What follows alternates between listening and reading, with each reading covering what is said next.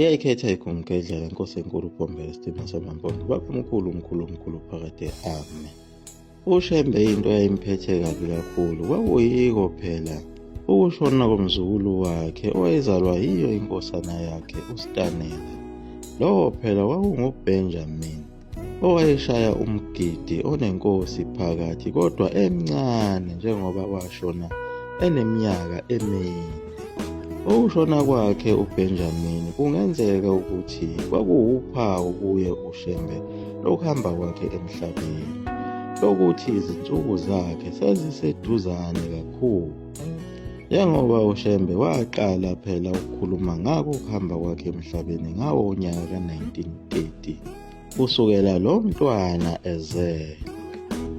Lo mntwana onguBenjamin washona ngawo unyaka ka-1934 ngazo izinsolo zokuthi bamdlisa isinkwa esinobuthi. Yena uBenjamin ngalesi sikhathi phela ekhala ngaso isisu. Uma bembuza ukuthi wayedleni, wayethi udle isinkwa esinamasi. Kodwa abaziyo bathi kwakungewona amasi, kwakulibhotela elaligcotshwe kulesi sinkwa sase sifakwa ubuthi. Phela ngalezo zikhathi nalo ibhotela lalingaziwa.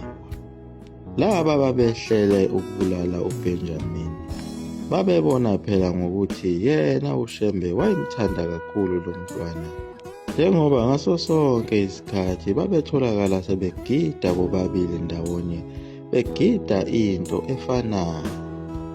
Njengoba kwasekuthatheke nawo phela ama-tourist ayethi uma ivakashele kulo lelizwe laseThekwini ayingalenzi iphutha lokuthi angadluli emzini wasePhakameni eyobona lo mkhulu ogida nomzukulu wakhe.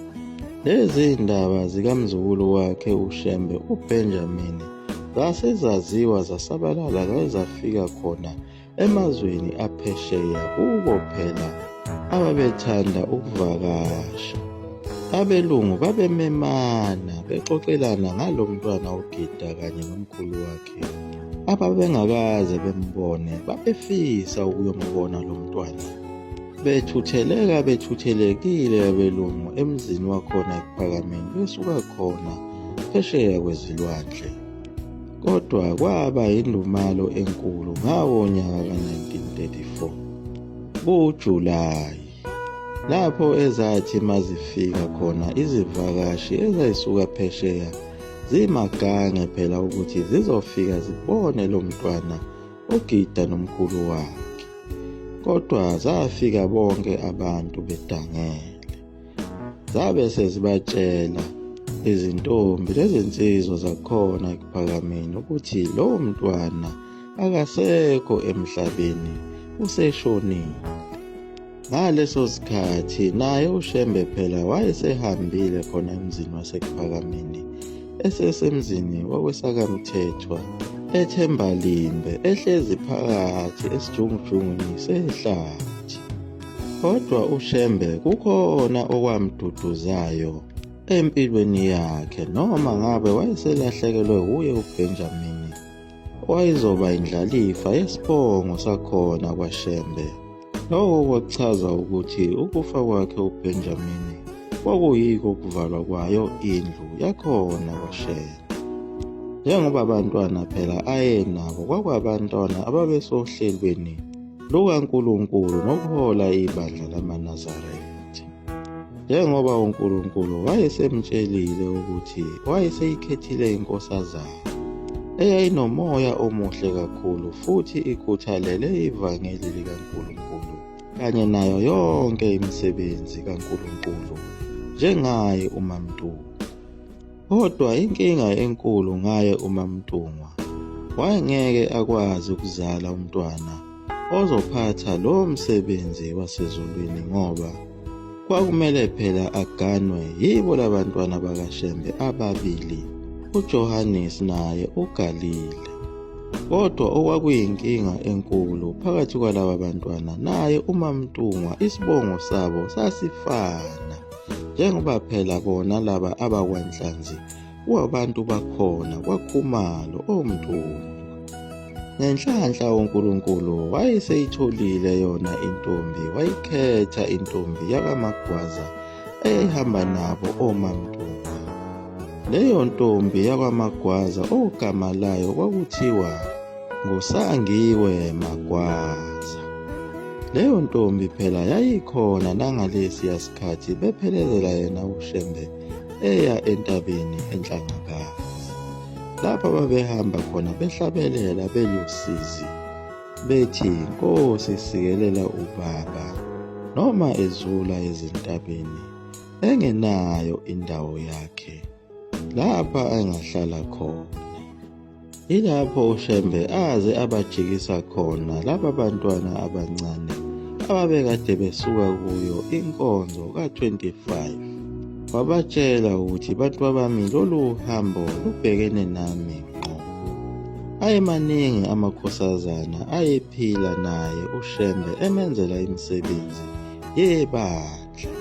Amanye awo phela ayeyizo izintandane uShembe ayehamba ezithola, njengoba uShembe wayekade efike kulelizwe kukade kusanda kuphela impi kaBhambatha. Imindeni eminingi ihlakazekile, befelwe ngomama, abanye obaba beboshiwe, babe sebesala bebazintandane.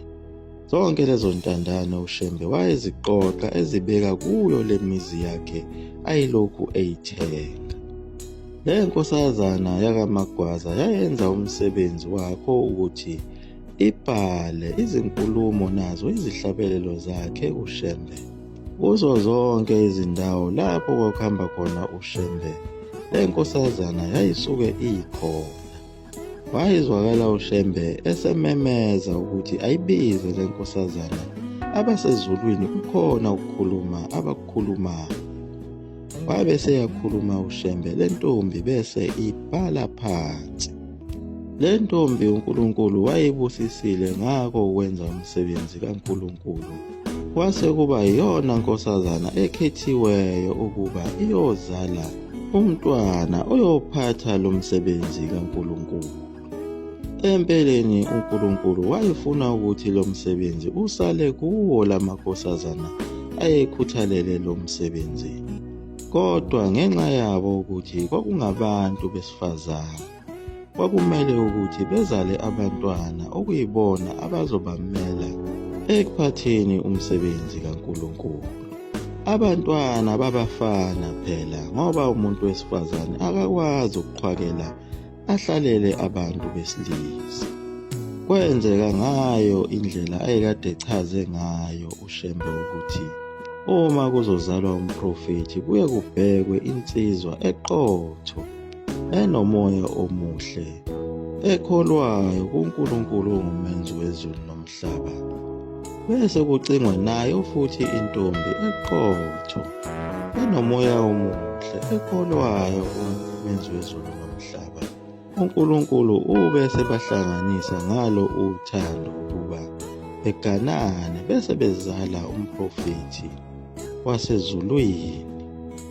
Wakuphinda futhi lokho uNkulunkulu njengoba wayesekhethe le ntombi yakaMagwaza njengayo inkosazana engcwele kaNkulunkulu okwakufanele izale umprofethi kaNkulunkulu.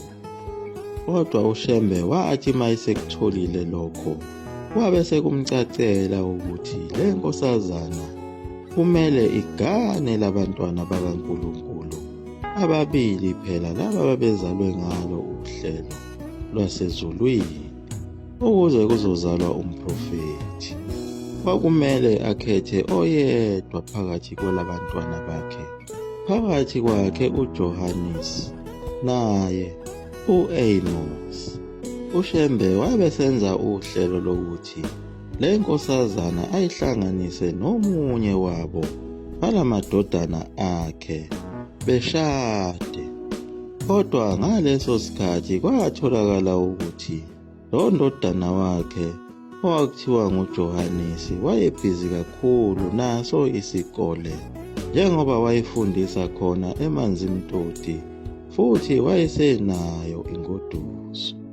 Lokho kwaphoqa ukuthi uShembe le nkosazana ayilusele kuyo indodana yakhe encane lena okuthiwa ngu-Amos. Ilapho-ke le ndodana yakhe okuthiwa ngu-Amos eyashada nale nkosazana eyayikhethiwe uNkulunkulu yakamagwaza. Lokho kwaba yinto eyamduduza kakhulu uShembe ukuthi noma indlalifa yakhe yesibongo ishonile futhi ingakatholakali enye indlalifa yakhe, kodwa umsebenzi kaNkulunkulu uphephile, njengoba le ndodana yakhe okuthiwa ngu-Amos isiganwe yile nkosazana yakamagwaza eyagcina isikhulelwe yabe isithola umntwana ngawo unyaka ka-1933 ngawo uMarch 27. Okunye kwaba isimanga ngawo ukuzalwa kwakhe lo mntwana kwenzeka ucishe kufane nokuzalwa kwakhe uShembe.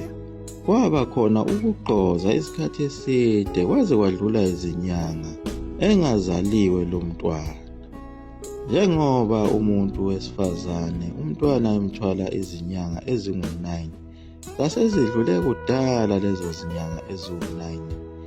Abaningi base beshaya amakhala ukuthi ngabe lo mntwana usaphila lona olapha esiswini, kungani umakoti engazali ngoba isikhathi sesedlule. Base bezamile zonke izaba omama zokuthi lo makoti wakamagwaza phela abelethe kodwa lutho. Ilapha baze bakhumbula khona ukuthi kungcono beyobika kuye uShembe.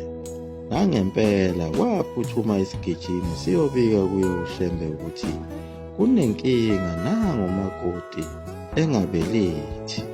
Nangempela bafika kuye uShembe ezihlalele phezu kwedwala bambikela lolu daba, kodwa uShembe akaze akhulume izinto eziningi kulaba ababebika lolu daba.